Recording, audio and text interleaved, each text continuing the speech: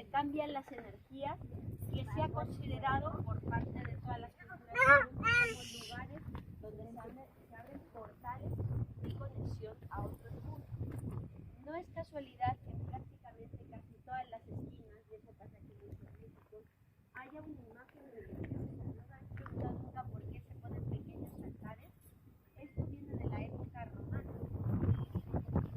utilizadas porque eran los espacios donde se aparecía el diablo, las malas energías, e incluso durante la Edad Media, donde se ajusticiaba a las personas para que directamente, al fallecer de una forma violenta además, fueran directamente al infierno, porque era lugar de conexión, era un portal negativo. De ahí que pues, los romanos empezaran a construir altares en honor a diosas como Hécate en estos espacios para santificar las encrucijadas, o que posteriormente, ya con la cristiandad, se coloquen o se sustituyen esas imágenes religiosas por cruceros, los cruceros que hay a la entrada de los pueblos, las picotas que más tarde utilizó la Inquisición, o figuras como el Cristo del desierto. Están marcando el lugar donde se abre un portal. Incluso hay documentales en Netflix, hay uno muy bueno que se llama La encrucijada del diablo, que nos habla de la historia del mayor artista de blues que ha habido en el mundo, Robert Johnson, un guitarrista que era mediocre pero decidió hacer un pacto con el diablo para ser el mejor artista de blues. Él se fue a un cruce de caminos en una carretera a hacer ese pacto y se convirtió en una leyenda. Falleció en extrañas circunstancias cerca también de un cruce de caminos y sus restos fueron enterrados también en un cruce para pues dárselos a ese ser al que él le pidió ayuda para convertirse en el mejor artista. Entonces esto está presente en todas las culturas del mundo, son las llamadas zonas límite o liminales donde se dan estos portales. Las zonas límite o liminales pueden ser tanto físicas, que son esas encrucijadas de camino, también se dan muchas apariciones paranormales, por ejemplo en lugares donde hay muros, donde cambia de repente, bueno, pues la altura, y también en las zonas liminales de tiempo, en los cambios de estaciones. En esas épocas, por ejemplo noviembre, ¿no? Que era una época en la que los celtas celebraban el Samaín, el año nuevo céltico, espacios en los que cambia la estación, cambia el clima, son momentos, zonas límite del año donde aumentan los casos paranormales.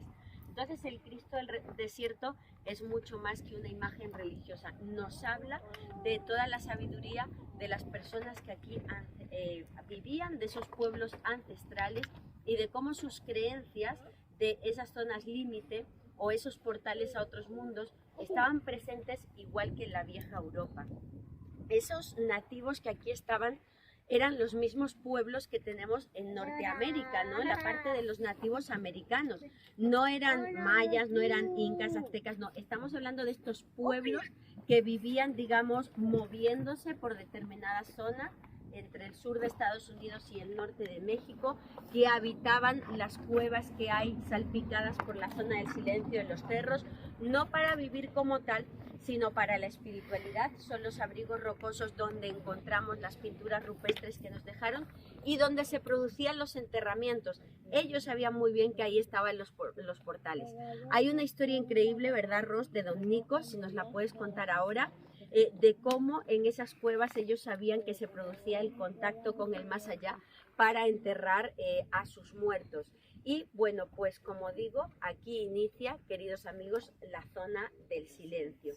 Nos ha hablado Ros de las tetas de Juana. Esto es fascinante porque son dos volcanes extinguidos de hace 20 millones de años de la era cenozoica, que actualmente, según las investigaciones arqueológicas que se han hecho en esos dos volcanes apagados, esos dos pequeños cerritos conocidos por los nativos y lugareños como las tetas de Juana, se han hecho rituales precisamente de culto a la fertilidad.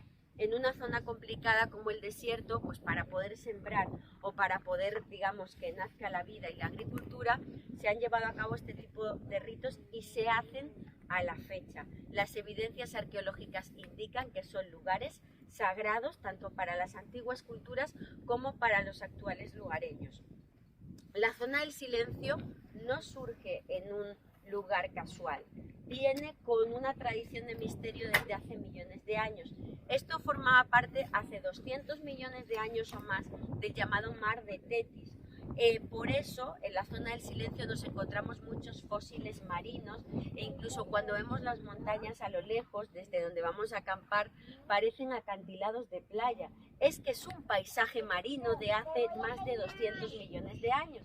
De ahí que tengamos la parte de fósiles marinos, esos acantilados o zonas como las dunas de silicio, donde vamos a acampar, que es de una finísima arena que parece de un lecho marino, y es que eso era precisamente. También es importante señalar que sabemos que Coahuila es una tierra de México donde destaca la vinculación arqueológica con los dinosaurios. Esto también está presente en la zona del silencio, todavía está por investigar. En la llamada zona de meteoritos encontramos, pero así a pie de tierra, sin escarbar, huesos grandes fosilizados que parecen de dinosaurio. Desde luego yo no soy científica, ni sé la especie ni nada, solo digo que hay evidencia y que falta investigación científica.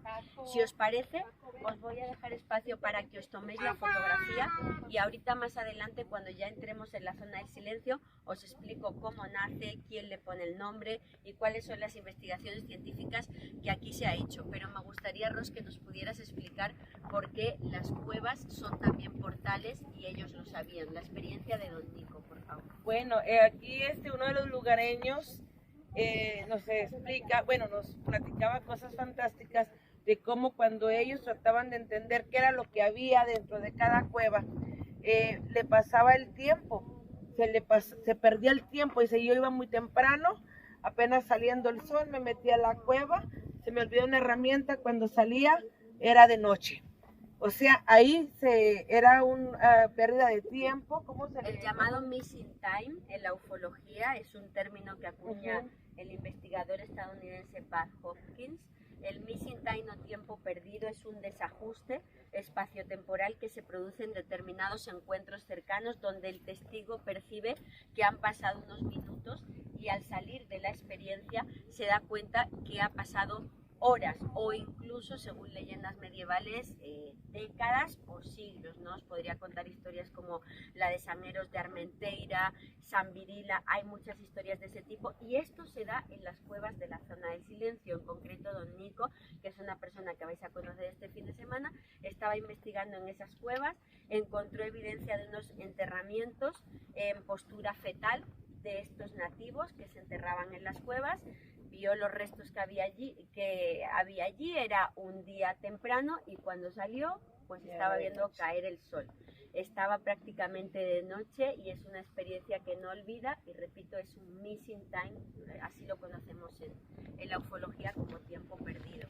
Para que os deis cuenta que a la fecha se siguen dando estas experiencias que nos demuestran que este Cristo está marcando esa anomalía temporal, ese portal que se abre en la zona del silencio, ¿vale? Muchísimas gracias y aprovechad para tomaros la foto. Gracias a vosotros. Gracias a vosotros.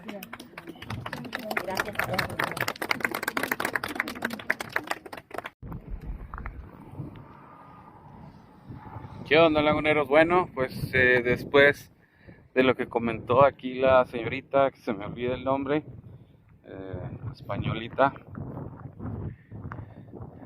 les aclaro, les menciono que andamos aquí en un punto en la carretera que va rumbo a Química del Rey, que se llama Cristo en un poste. Precisamente veníamos a conocer este punto que estaba marcado aquí en el mapa y pues nos encontramos con ese camión que se acaba de ir, donde venía un grupo de gente, de exploradores que son de diferentes partes del mundo. Había una persona ahí, comentaron que era de Australia, gente de varias partes del país que vienen a conocer aquí precisamente pues todo lo que encierra la llamada zona del silencio.